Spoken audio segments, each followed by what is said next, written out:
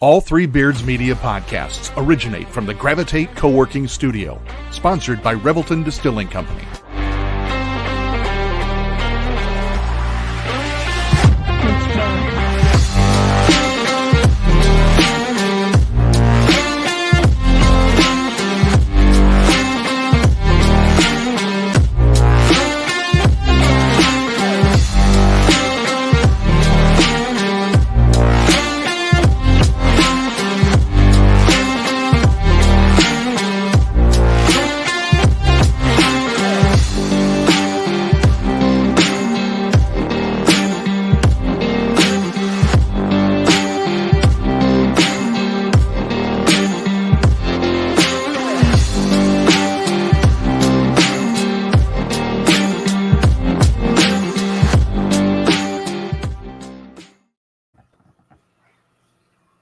Hey, what's up, everyone? We are finally back after the new year, coming to you live from the Gravitate Co-working Studio, sponsored by Revelton Distillery. And Happy New Year! It's been a hot minute since we've been on, but we have been on the hardwood, we have been working, and we have a lot to bring you tonight. So before we start, just wanted to take a quick minute to support and remember Perry as they go through, kind of the healing process of those terrible events that happened a couple weeks ago. So, we, as a crew, we decided to wear blue wristbands right there to support the Perry community. It hit home for us. So wanted to show our support and just know that they have a lot of people standing behind them. So, Yeah, that was, I'm sure we're all saying that in the state right now, pretty close to home. And a place that we've reffed generally every year. And, Sam, your dad, knows quite a few folks up there. And I still haven't found confirmation, but I'm pretty confident when Dan's daughter Claire was playing when Perry girls were really good. I think he was an assistant or something. So I did know him a little bit too. So really unfortunate, but a hero at the same time. So yeah, absolutely. When you're a teacher at a school every day and something like that comes up on the news, you just, the heart goes out to everybody, the students and staff and parents. You never want to have to go through something like that. And, our hearts go out to the community of Perry. Yep. Absolutely. Yep. A lot of support there. So, so since we've been off for quite a while, let's recap the last episode. That was all the way back on December 20th, wasn't it? Yeah. So Jim had fool's rules over the back. Is that a call? Well, it is not a call. I mean, they might have a call where somebody was on somebody's back, and when we have a push, but it's funny because there are a few people out there listening to our podcast, because the couple games that I went to watch Melcher Dallas play, I had couple people look at me and say, "Hey, I'm not going to yell over the back tonight." So that was kind of nice that people are listening and paying attention to what we're saying. Yeah, I definitely had the most feedback that we've had so far based just on that part, like on Facebook and people talking to me, over the back. They were like, "Oh my gosh, yes, finally somebody's talking about this." And even on Facebook, somebody then was like, "Well, it's still a foul." Yes, the contact is a foul potentially, but over the back is not a thing. Yeah. So still have education to have on that one. Oh yeah, absolutely. You're even, like I say, you can tell people about what the rules are and what the calls are, and they're still going to have their own opinion. So it is what it is. Yep. And Ben, this one happens to you all the time, where it for some reason always happens to you, where you got two players going up for a ball, you got a jump ball, and then the player in front rips it down, and they're all over their back. Well, get them off. No, we had a jump ball at the top. Right. So, and the action after that, as long as it's not violent, isn't a foul after that. We have the jump ball, and that's that. We're moving on. So. Yep. And then another popular Fools Rules, we had Kevin Williamson on from the Earlham boys coach, and we talked block charge. Yep. That's a popular one. I had a real positive feedback on Kevin being on too, and I think it was a good, refreshing segment to have a coach on to kind of discuss those things with us and have that kind of back and forth. So I really, really enjoyed that. So he did a great job. Very, very professional. You can tell he loves what he does, and it was nice to have him on and talk about coach's perspective officiating. So I thought he did a great job. And then thinking back on those clips, they're so close. They're literally 50-50, and it's just you make the call in the heat of the moment, and right. And we talked about it. Some of them we didn't even agree on, because it's tough sometimes. I mean, it's to make sure they got legal guarding position, who initiated the contact, so some of them are just bang bang, and you can watch it sometimes 10 times after it and still say, well, I'm not sure about this one, but you got to make the call at the heat of the moment and move on. Mm-hmm. Yep. And I think something similar we'll talk about shot clock, right? Where we have the shot clock go off, and we have a shot that counts or doesn't count, and we have to figure that out in a split second, maybe just with the horn, maybe with our eyes looking at the clock, or maybe the LED lights around the backboard if they have that. But without the benefit of a monitor, it's a lot harder than you think, like a lot of these things are. So we're trying to get it right, but it's hard sometimes. It is. Yep. So we've been off a little bit for Christmas. You guys do anything for Christmas break besides Jim have 17? Here it comes. I knew it. How many did you have? Because it seemed like 17. It was. Let's see, 1, 2, 4 of them. But just a couple of them had to be moved back. One Lisa was sick. We had to move it, so you guys counted it as 2. It was really only 1. My mother-in-law, we went over to her house. We actually moved that one 3 times because of the weather and that. So, yeah. So we're getting up there. It's like 8 or 9. No, it's only 4 really, though. But 4 times we actually celebrated it. I'm almost certain that added up to roughly 17, because every time we tried to add a game from a reschedule, you were busy. I got a Christmas. So what you guys are saying is that you don't like that I celebrated the birth of Christ that many times? We are not making this about politics or religion, Jim. Okay. I just was asking, because if you're going to get about it, it's coming back at you.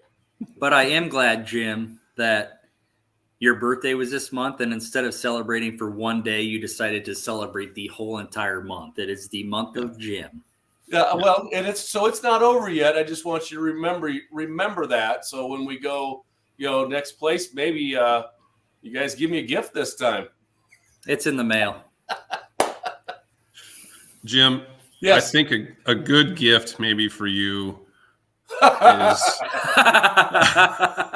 You think we should take a traveling one? Just knowing where that is at every single time, I think, is the gift that keeps on giving. Oh, so I think we kind of discussed it a little bit before, but these guys think it's funny. Most every place we go into, they kind of search for the AED or ask the AD, the athletic director, where it's at. They like to make fun of me because I've had 2 heart attacks. I mean, I get it. It's funny. It's not funny, Jim. We just care about you, and we want to make sure you're safe. Yes, I understand that. I'm glad you guys are looking out for my health and well-being. And for the record, Jim, I'm good for compressions, mouth to mouth. Sorry. Hey! I'm just going to tell you right now, if it, mouth to mouth, if that happens and you don't have a mouth guard, let me die. Just saying. You heard it from him, ladies and gentlemen. This is really taking a turn. Let's move back to basketball. Hey, real quick though, Christmas. Shout out to Three Beards. We got some cool merch here from them. We appreciate them and supporting us. We got some koozies and Jim, you made a sweatshirt for us too with our 3 blind refs on there. So I'm anxious to get that on and going. So and we got that over there. So yes. We're getting the merch. Where did you get those sweatshirts from, Jim? A local lady, Tiffany Schrader in town. She does all kinds of t-shirts, sweatshirts, all kind of stuff. And I sent her the logo, and she put it on the sweatshirt for me. So cool. Great job. Tiffany does a great job on lots of stuff. So awesome. Thank you, Tiffany. Looks great. For sure. Let's recap the last 2 weeks of games. We have quite a few. Whew. Well, sort of. There were a lot of dates. Should have had a lot more, yes. Well, yeah. Looks like a lot on paper. Okay, so December 21st. So that was the Thursday before Christmas, the day after our last podcast. Really good set of matchups, DCG and Norwalk. I think all 4 boys and girls teams in that night were ranked, if I remember correctly. But girls game was tight for 3 quarters, kind of got away at the end, but the boys game was fantastic. Really kind of came down to the last few seconds in that game. So that was a fun one to go out on before kind of Christmas break hit, for sure. Mm-hmm. And I kind of alluded to it too. We had a situation with the shot clock in the boys game where we're clicking down the seconds. And I think it was coming from my area.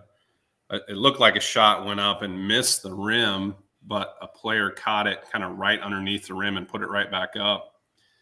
So to try to decide whether that counted or not, because the shot clock and the horn went off all right around then, was close. And looking at it on tape, man, it's 50-50. So, I mean, I guess it's right in probably half the gym and wrong in the other half of the gym. But just one of those things without a monitor, it's hard to kind of know if you got it. So, yeah.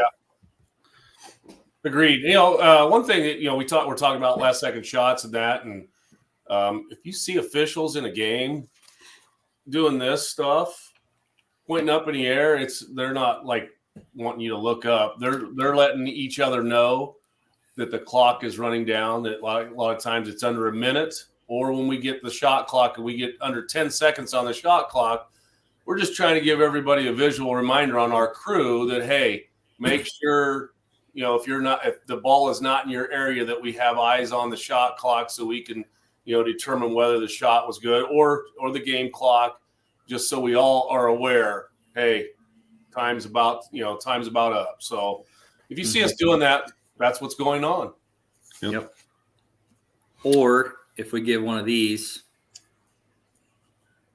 we're going to have 2 horns. So say the shot clock resets at 35 and there's 35.8 on the game clock.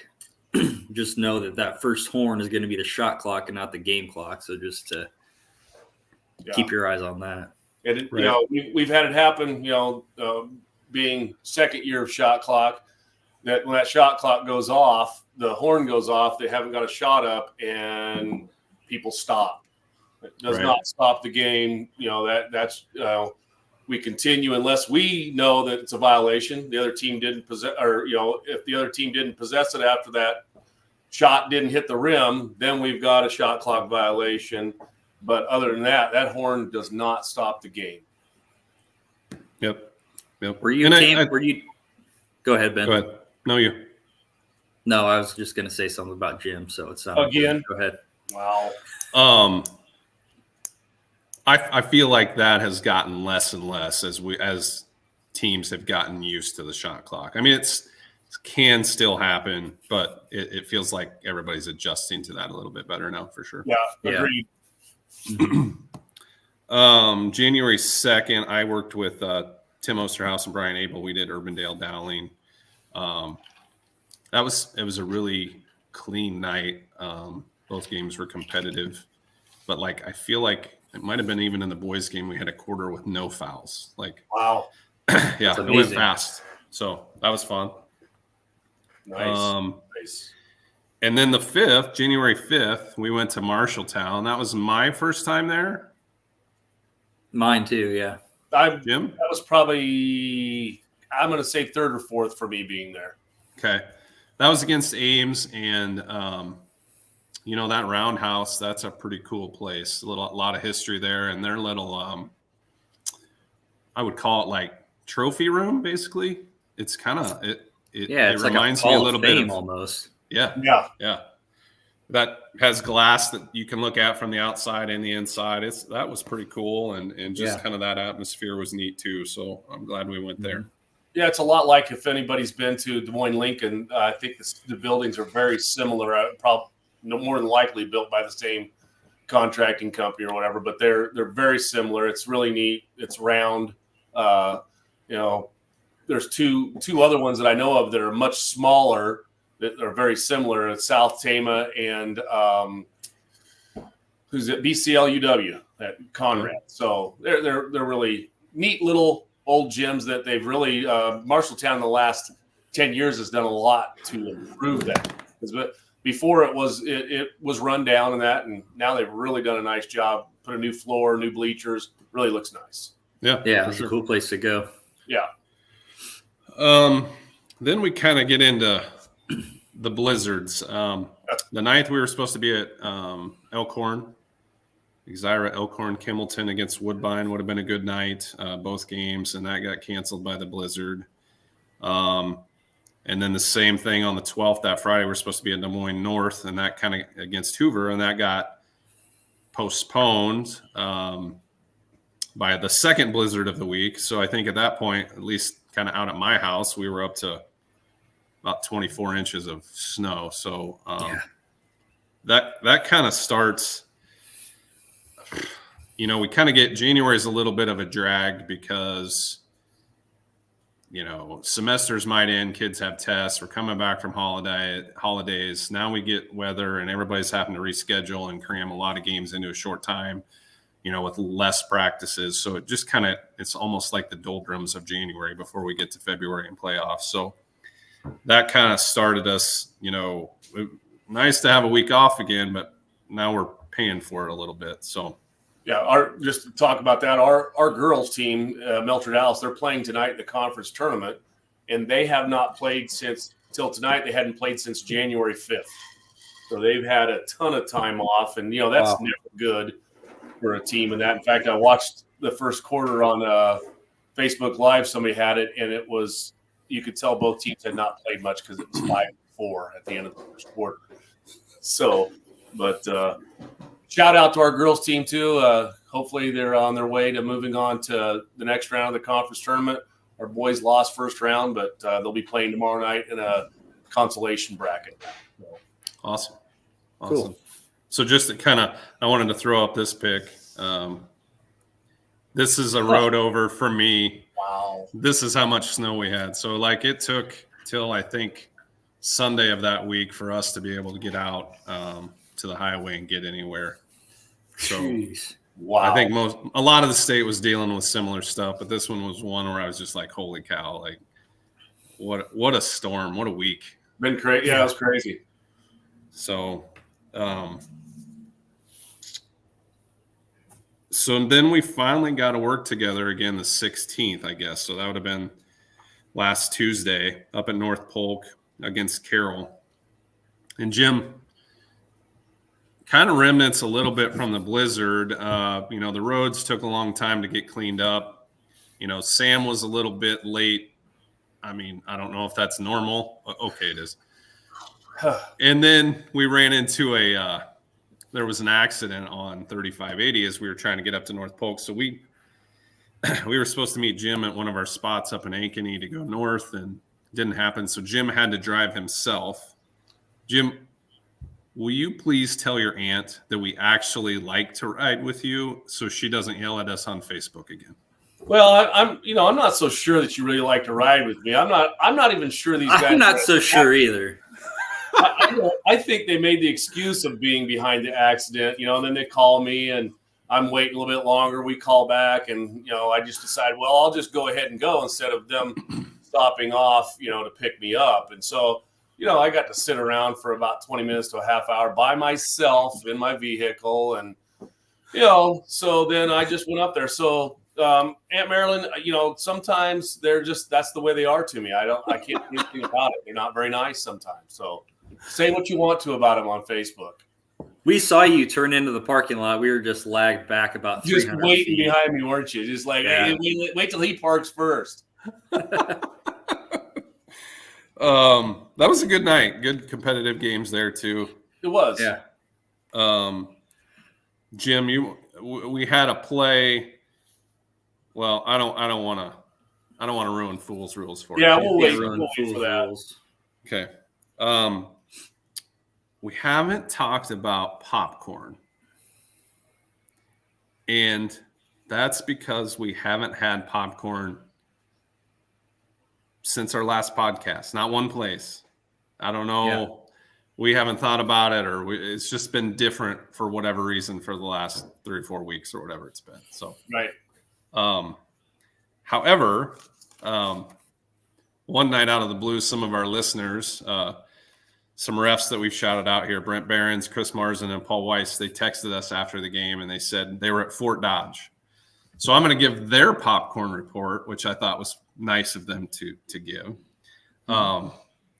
Brent had a 7.8, Chris an 8.5, and Paul had an 8.5. They said the popcorn was fantastic. Woo, that would have been good. And they had walking tacos, cookies, candy, protein bars, and shakes. They said the hospitality was A+. So all you refs out there, They got all of that? all of that. Where were they at? So At Fort Dodge. So shout out to Fort Dodge for their spread. That's fantastic. That is So, great. Wow. Yeah. So that's our popcorn report, I guess, for this podcast. We'll try to do better. That was worth a Going- mention for sure. It was. We did get a pizza at North Polk. Their hospitality was also good. So, Yeah. so then now we start into some reschedules. The next night, Wednesday, the 17th, we don't normally have games on the 17th. And we don't normally have games at 4:45 in the afternoon, but that's when the reschedule happens. So Sam and I went to North and did the Hoover game with Rich Sukup. So shout out Rich. I know he's probably listening. So always great to rep with him. It was Fun awesome guy. to work with Rich again. Yeah. He didn't drive anywhere, did he?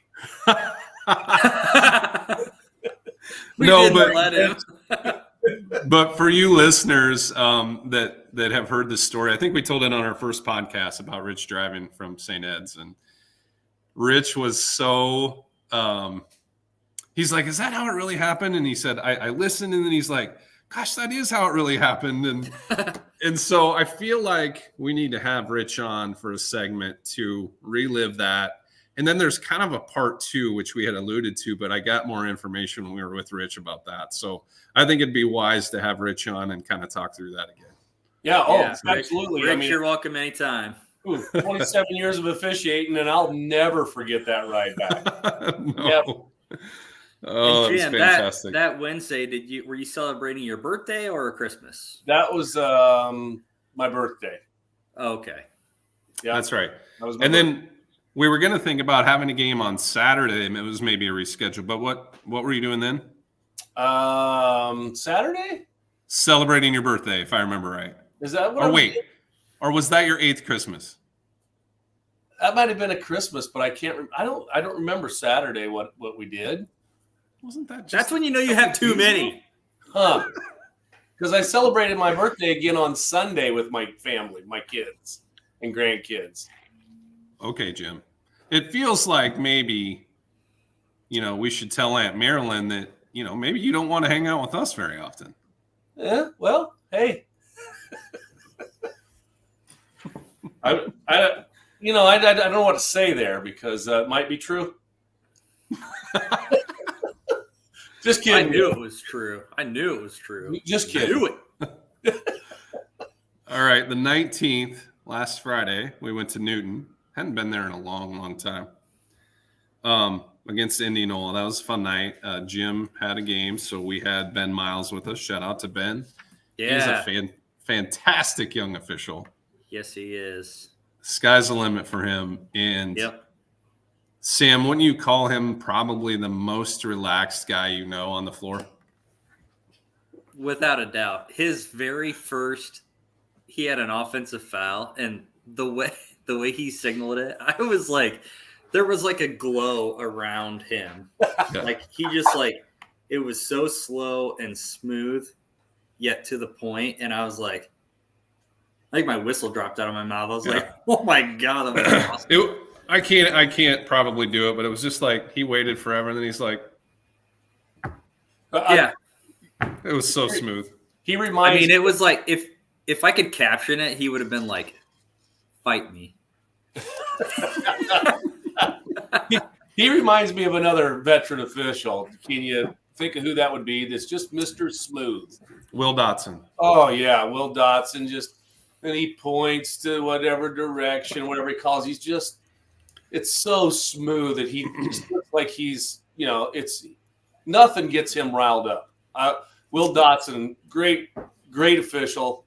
I've worked with him many times. Super guy to talk to. But One of the best out there. Yeah, Ben reminds me of Will a lot. Yeah. We ought to do a little bit of video of Will, just how smooth he is. Yeah. And then when we get to the girls' state tournament and kind of have our little shindig, we got to get video of Garrett Wirtz doing an impression of Will Dotson. Absolutely. That is good. So yeah, good stuff. And then this week, Monday, this was a scheduled date, not a reschedule, but once in a while we'll get an off night. We're down at Creston against Atlantic, and the thing I probably will remember most about that, other than the hospitality, Scott Driscoll's always great to us down there. We had a 50-point scoring game by Colton Rasmussen of Atlantic that night, and that was just incredible. I think he had 50 of their 75, if I remember correctly. And it was like a quiet 50. I mean, yeah, Ben said it to us after the game, and he just dropped 50, and I'm like, they have the board up there, and I didn't even pay attention to it, but I was like, wow, didn't realize. I mean, I knew he scored a bunch of points, but boy, I didn't think it was a 50 spot. That was cool. And how it went down and how I noticed it, like at halftime, I knew he was at 24. I just happened to catch it. So once that caught my eye, I'm like, this could be a pretty big night. So I kept watching occasionally, He only had, I think, 4 in the third quarter and then had like 22 in the fourth. So I think the only shot he missed in the fourth quarter was one free throw late. Yeah. Right. Yeah.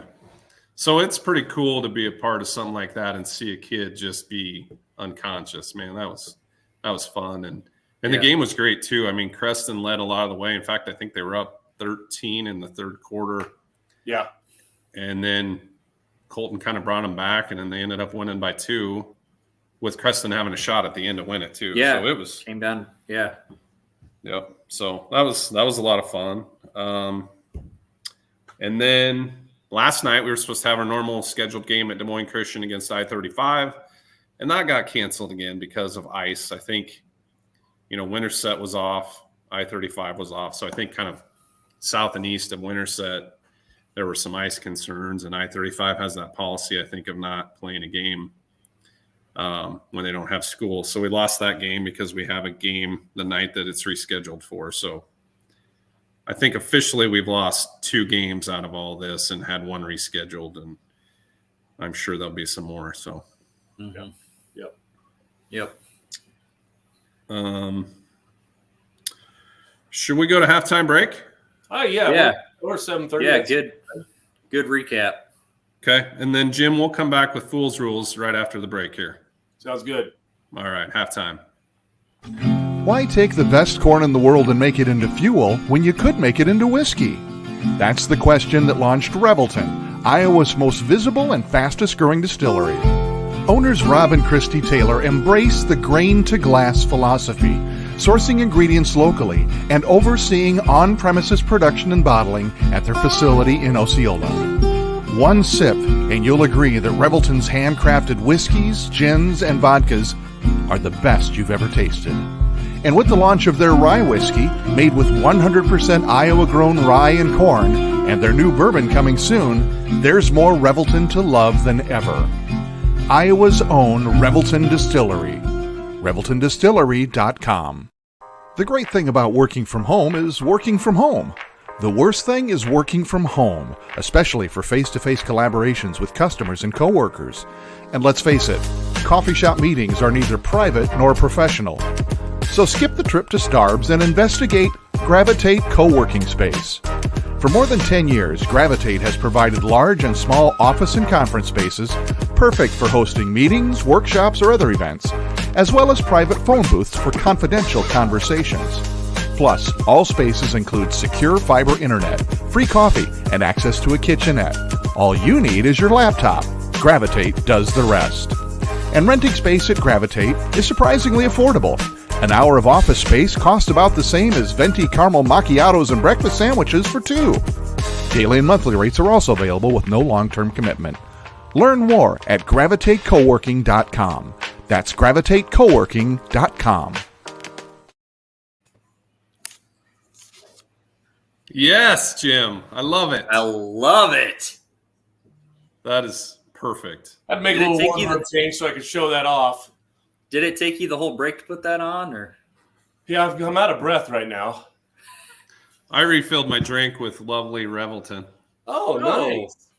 Where'd you hear about that, Ben? I just caught it somewhere. Nice. Oh, that's cool. Nah, we love Revelton, man. Yes, we do. Their Revelton honey whiskey, man, I could drink that daily. In fact, I pretty much am drinking that daily. Hey, it's got honey in it. Yeah. What the heck? It's good stuff. Shout out Lisa. Hi, Lisa. Hi, Lisa. On that note, Jim, I believe it's time for Fool's Rules. Here we go. They fooled me, Jerry. I love that introduction. That's Me good stuff. too. So we're going to talk a little bit about traveling today. Now, you say traveling is really not a fool's rule. People know what it is, but they don't always know what it is. So one of the things we had at the North Polk game versus Carroll is a kid from Carroll took off diving for a loose ball on the floor, dove, had the ball, slid, and everybody in the North Polk side wanted traveling. There is no traveling when you dive for a ball and slide until you stop. Then you establish basically a pivot foot. So if you flip over frontwards, backwards, like from back to belly, then you have traveling. But he could slide the whole length of the floor if it happened to be that way, and we do not have traveling. And that's one of the misconceptions of traveling. Another one is that we've talked about before is, and this gets called too many times, traveling by some officials, maybe even us. We've done it before, but you have a pivot foot. Everybody should know that. Okay, that's established when we know which pivot foot is established. If they lift that pivot foot, they can do 2 things before it returns to the floor. They can shoot or pass. And a lot of people, when that person's dribbling and they pick up the pivot foot, right away, everybody's yelling traveling on that pivot foot. They've already stepped forward with their front foot. Their back foot's the pivot foot. They lift it up, and everybody wants travel. They can still pass. They can still shoot. If they return it to the floor before they do those two things, then we have travel. So another one that's really hard, and it's just, you really have to watch when someone gathers the ball, meaning that they have complete and full control of it. I talked this too because I think this is one thing a lot of people talk to me about. Caitlin Clark, when she catches and does her 2 steps back, basically, she has not established a pivot foot yet because she is gathering the ball as she's moving backwards. So she hasn't gathered it yet. When the first foot comes down, the second foot comes down, then we have our pivot foot and she shoots the ball. So it's when they gather and have complete control of the ball is when we're looking for a pivot foot. And sometimes that's hard.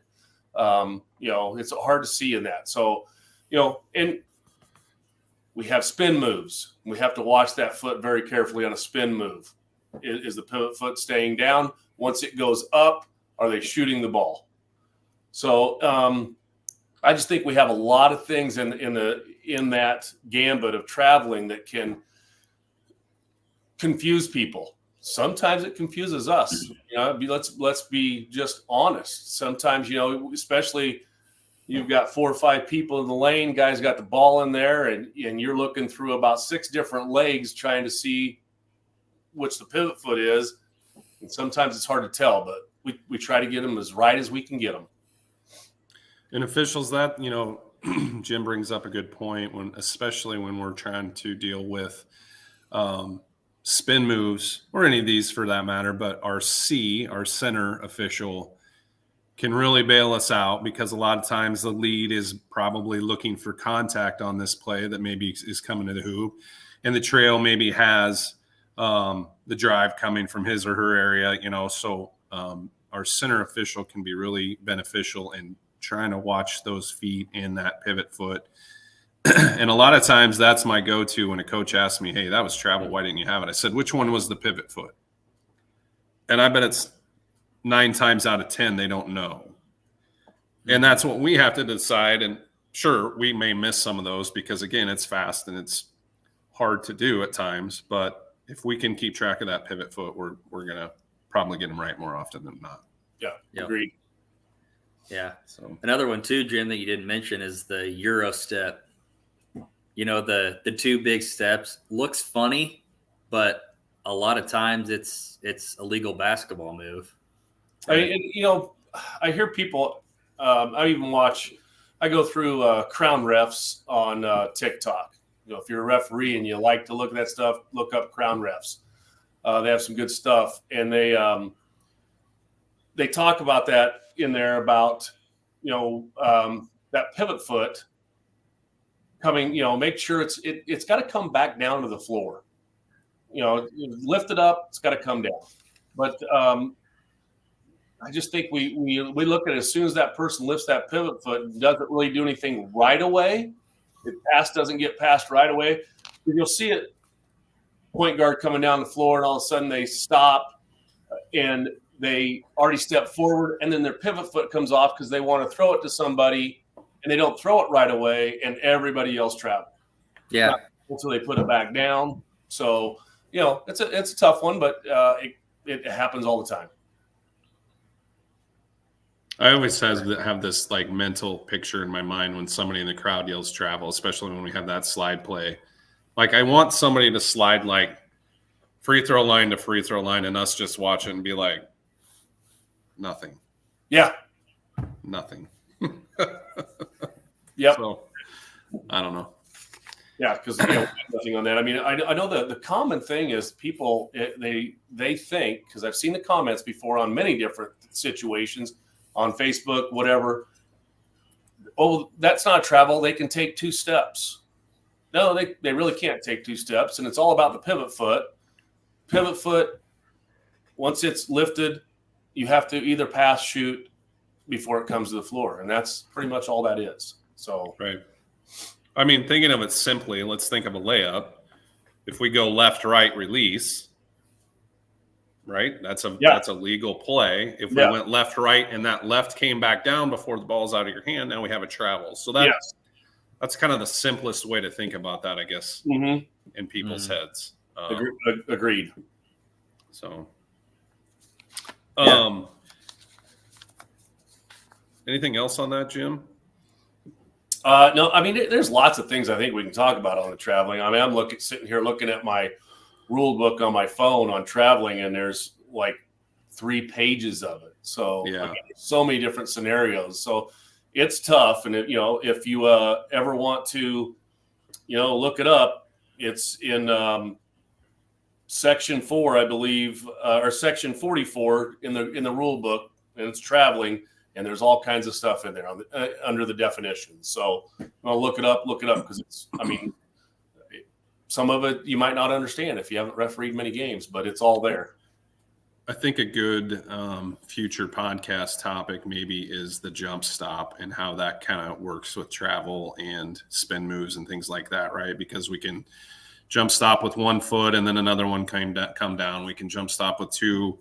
So there's variations of that I think are confusing to people and maybe officials and maybe even coaches, right? So I think that's something we probably ought to touch base on. Yeah, because that's the one that I probably should have mentioned, because that's another thing on the gathering. So if we have a true jump stop, we have somebody who has gathered the ball, jumped off their pivot foot, and now landed on 2 simultaneously, which is legal.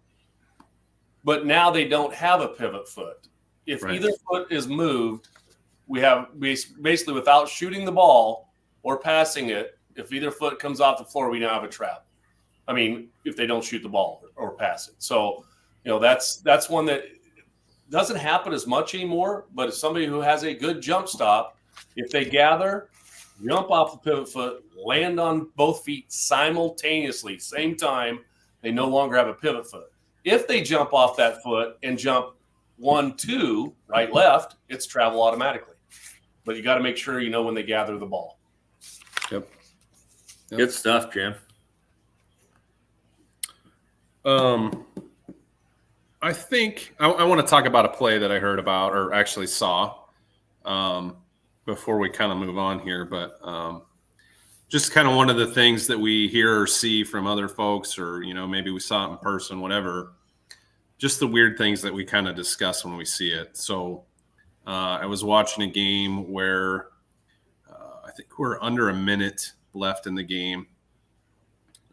Close game, maybe a 2-point game. A team scores to either tie it or it's within 2. And so the non-scoring team now has the ball out of bounds, can run the baseline, and the clock is running as that all happens, right? Because in high school, we don't stop that clock. The official was looking for a timeout, which in that situation as an official is good to look for a timeout. However, there was not one called, and the official thought one was called. So we had an inadvertent whistle. Talked a lot about this, like what's the actual way to do this?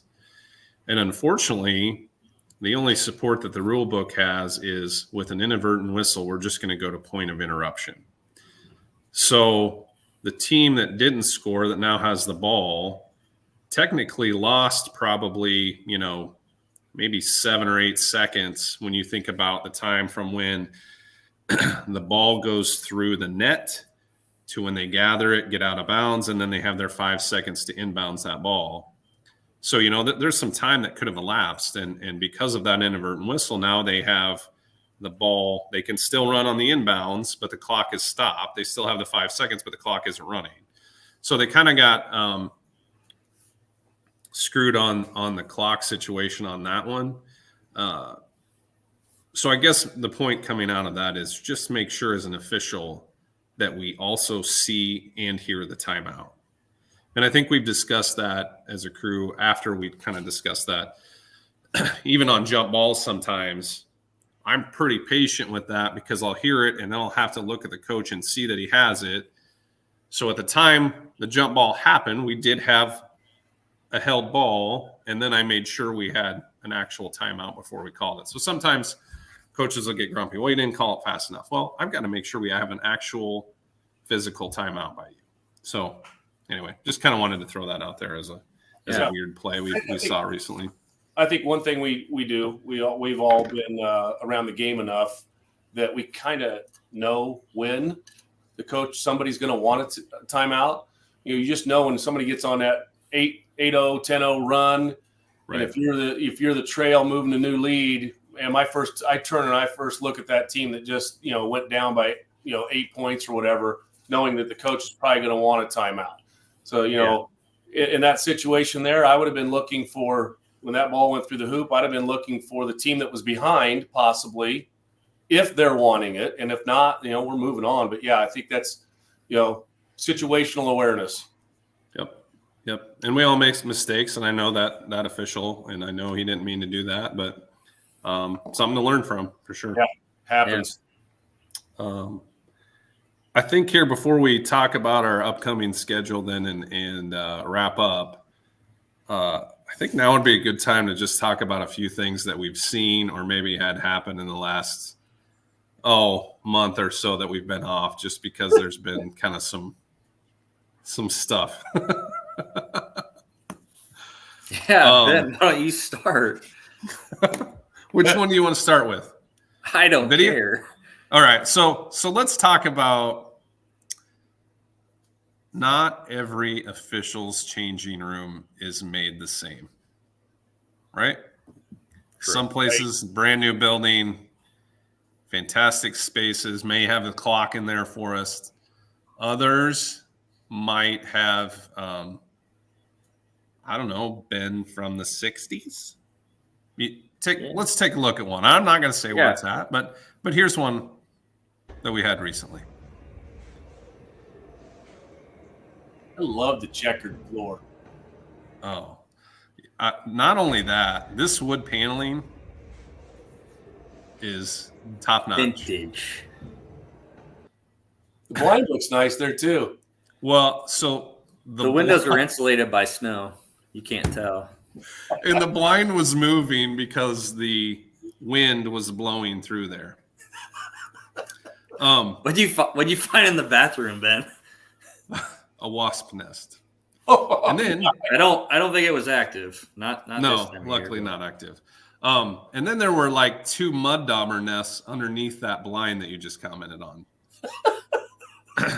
Jim, I do in this room also. There's a couple things I wanted to point out about this. yeah. Can you tell the audience what this is up here? The speaker looking thing. Oh, I'm sure that's like the intercom for the school. Yes. Yeah. Good, Jim. We had them in ours before. You get the new phone system and you don't need them anymore. Ours are all torn out, but yeah, that's exactly. Yeah. So I think down below there's actually a button. So that's the old push button intercom that probably went out to everywhere, didn't it, Jim? Usually if you push the button, it usually went to the office. The office could speak to everybody, but you could just speak to the office. Gotcha. Jim remembers hearing Jim Crozier report to the principal's office. Were those prevalent like in the 60s when you were in school? I didn't go to the schools in any year of the 60s. I started in 70 though. Okay. So not only in that room, I don't know if you noticed that can of spray underneath that speaker. I want to point this out because we had a lot of discussion about this. I don't know what this is. Never seen it. Another funny part about this before I'm going to zoom in because I feel like this is probably a product that should only be in warehouses. When Sam read this, he said, "Disinfectant deodorant the second." How would you read it, Junior?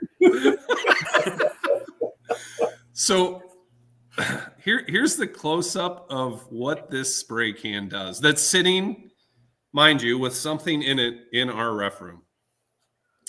And I'll just go to the meat of this.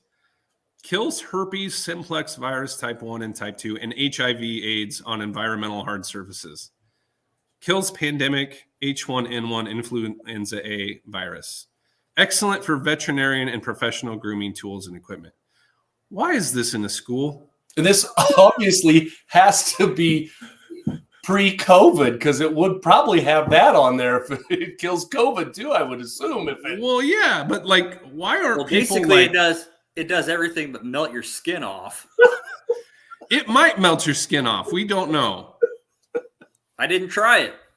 But I feel like if you added that maybe to your Revelton, maybe COVID wouldn't have been an issue. I mean, the cure was sitting right there in that school this whole time. Or you might not have woken up again. Which would have cured COVID. Yeah. Let's see here. We already showed the AED. How about this one? This was recently. Bolt cutters in the room in case we needed to get out quick. Those things were heavy.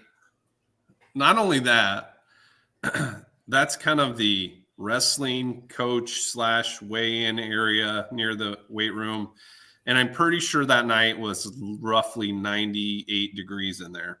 Oh, that might be a little too cool for what it was. Yeah.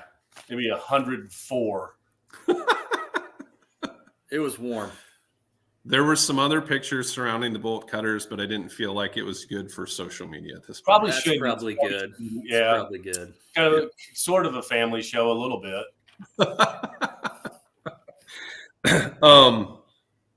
Have we had any fan issues in the last month, Jim? Any what? Issues with fans? Oh no, I don't think we've had a whole lot, have we? Are you sure? Oh, Everybody sits and watches the game and agrees with all the calls. It's So great. we clearly aren't getting out to enough people, because there was a fan that Jim. What did you tell him? If he says another word, he's got to go. yeah. How old do you think that gentleman was? 75. He's sitting front row, right? Yelling at you. Yeah. So Jim was just warning him essentially. And he decided to get up and leave, walked out of the gym. Yep. The awesome part about all of that is that the crowd clapped. And I don't know if they clapped because that guy was leaving or if they were clapping for that guy against you. Either way, it was fantastic. I'm going to say they were clapping for that guy, but The funny part about that is I was on the opposite side of the court. So then, Ben, you switched out with Jim. Jim comes over to me, and I'm looking at the guy leaving, and I go, "You just tossed that guy?" He goes, "No, I just warned him." I said, "No, you just tossed him. and I did. He's leaving." I even told the AD, I don't want to. If he says another word, he's leaving. That was it. I mean, it was just, hey, if you're going to sit in the front row for the last 3 minutes, please don't yell at the officials every single time they come in front of you. Okay, your $5 or $6 or $7, whatever you're paying now to get in, does not give you the right to scream and yell at us all the time. Okay, Maybe you were a little sensitive, Jim. We could take a little bit, but it gets a little much when you do it for 3 minutes straight. Fair. Also, I do have a comment, and I am producing now, so I want to show this, but Oh no. Oh boy. I don't have them loaded up. I'm not that good yet, but we'll see. We'll see. Let's ship our owner, old producer. He's awesome. So Sam, you mentioned sensitive, I think was the word. Yeah, you thought maybe Jim was being a little sensitive about that. Okay. So I feel like there was a game recently, Sam, where did you give a technical to a head coach? Yeah, I do recall doing that. Yeah. What happened? Well, it kind of goes back to previous encounters that I've had with him, and really, he just kind of decided that we weren't going to get along. And there was a play that he thought there was contact on his kid. And he got frustrated and said, "You've got to get their hands off." And I said, "Well, coach, the defense had an arm bar and your player initiated the contact. So how can I punish the defense?" "Well, you got to do something about it." And he kept going. And I said, "Listen, coach, I will look for it." Thinking that was going to be my break. Right. Well, no, he didn't want that to be my break. So he kept going and going. And so then I just politely said, "Coach, just coach your kids." Well, then he had to say something to me that wasn't very nice. And then I gave him a technical. So, were there any more words about this situation later in the game? Well, I pretended not to hear it. After I gave him the technical, he proceeded to then call me sensitive.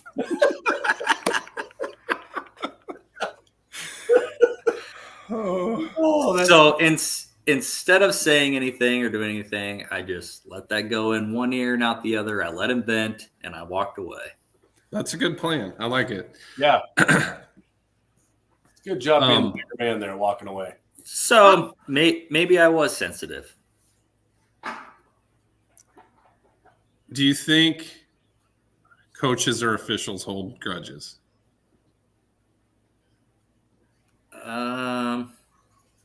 For a certain time. Yeah, that's fair. Yeah, I would agree. Yeah. Yeah. I think we probably all have a coach or two in our mind that maybe we don't look forward to working with because of something in the past or because we just don't get along. Right. That'd be fair? Yeah. Yeah. And I'm certain coaches feel the same way. Yeah, no doubt. Mm-hmm. So anyway, so let's kind of continue down that road. Jim, have you tossed any other fans recently? Yeah, I think we had a double one there just recently, didn't we? Oh, Yeah. I got involved for once. Yeah. So the ball was passed down the sideline, my sideline there, and one of the kids from the opposed visiting team knocks the ball out of bounds. And there might have been some slight contact. And I mean, when I say slight contact, he brushed up against his jersey. And ball's out of bounds on that team. I mean, so the home team's still getting the ball. And a couple of their fans kind of went crazy. A guy who had been yelling most of the game, and "That's just terrible." All I did was turn around to look to see. I wasn't even going to say anything. I just wanted them to know that I knew they were there. And all of a sudden, another guy pipes up and says, "It was me. I said it." And I said, "You're going to have to go." And he says, "F you" to me. So then all of a sudden, Ben's coming over and he's saying, "You're out of here. You got to go." And I'm like, "I already got him, Ben." I didn't realize honestly, I didn't realize till I think we got in the locker room that we threw two different guys out. Yeah. So I think, and Sam, you probably can talk to this since you were opposite of both of us on that play. I think our whistles were nearly simultaneous. And I was paying attention to the guy I was tossing, and you were paying attention to the guy you were tossing. And same. I don't know that I was like, "Oh, that just happened." So my guy had kind of been a pain in the butt all night, just something all the time. And the team that he was rooting for had coughed up a lead, and I think he was frustrated. And I think he said something about "you're terrible." And I don't necessarily think we need to toss every fan that tells us that we're terrible, but this guy had been an issue all night. And we let it go. But at that point, finally, it was enough. And so I just went tweet. I said, "You're gone." And told the AD, said, "Get him out of here." And that was that. He didn't yell "F you" at me. I kind of expected it because he was coming right down by me. I thought, "Oh boy, here we go." But good on you, Jim, for getting that out Yeah. of somebody. Yeah, I mean, I just, like I said, I was just turning around. I just wanted to, let them know that, hey, I'm listening to you, and that's it. And I just, as I turn around and I look, this guy just says, "It was me," and I'm like, I didn't think it came from that area. And then I said, "Then you're going to have to go." And he, like I said, he says, "F you," and that's when it's like, "Yep, you are definitely going now." So, there's no place for that. And in high school athletics, I don't even care if it's college athletics or whatever, but there's no place for that, and we wonder why sometimes we have some issues with some of our players, because more than likely most of those are parents. So the kids are seeing that and they're thinking it's okay. And it's just not. It's not. Yep. Okay. We could spend a whole podcast talking about fan behavior. And the things we've heard and seen. So I don't know. I just kind of wanted to point those out as kind of some funny things that have happened to us recently. And it's not like we're rabbit ears and listening to every single fan that's out there screaming, because obviously there's a ton of fans screaming, but at some point enough is enough and we have to take care of business. And in both cases, we probably should have went to the AD first. Yeah. But it happened so quick. We just kind of took it into our own hands. Yeah. From my perspective on the opposite side of the floor, you both had whistles, and then I thought you two were pointing at the same guy.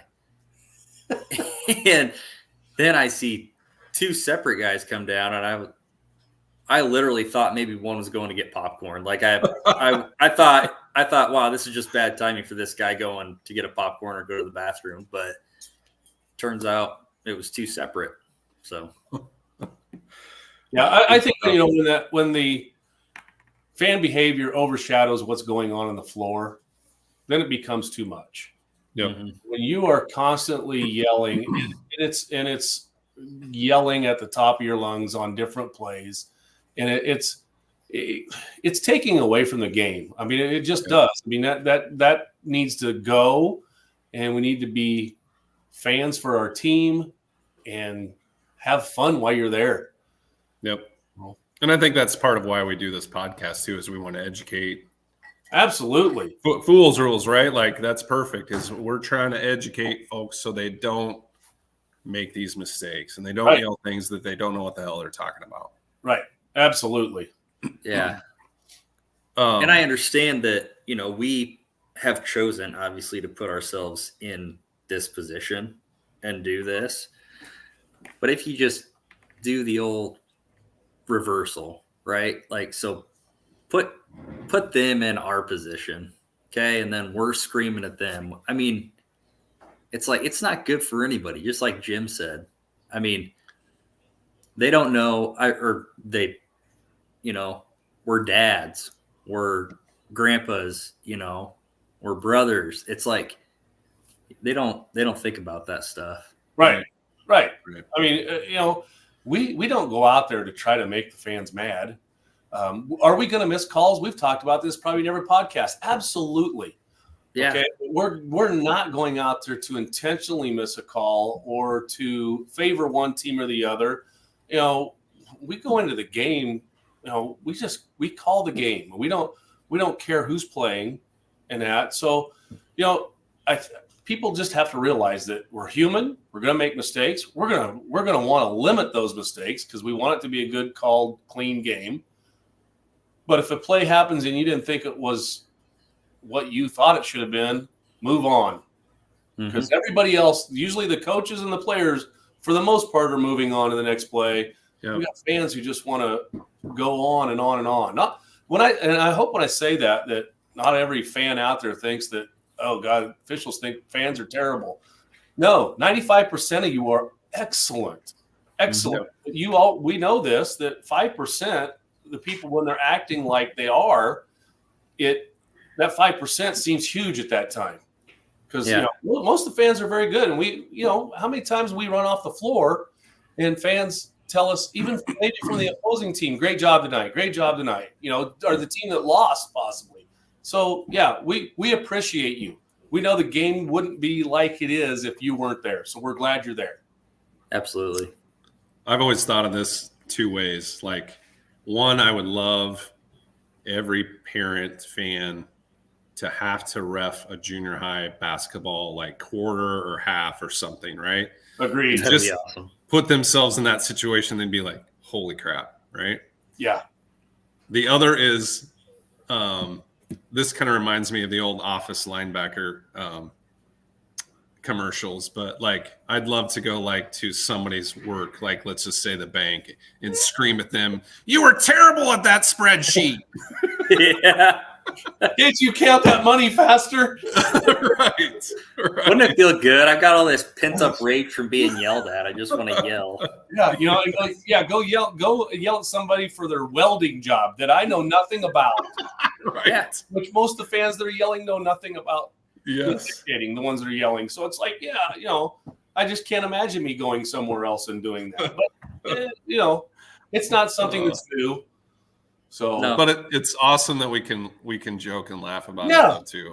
yeah, And that's the hard part about being an official is you're going to have to deal with that crap, and sometimes it's deserved, and a lot of times it's not. But we did have one more first, I think, at one of these locations, Jim, where you had a little tussle with who? tussle.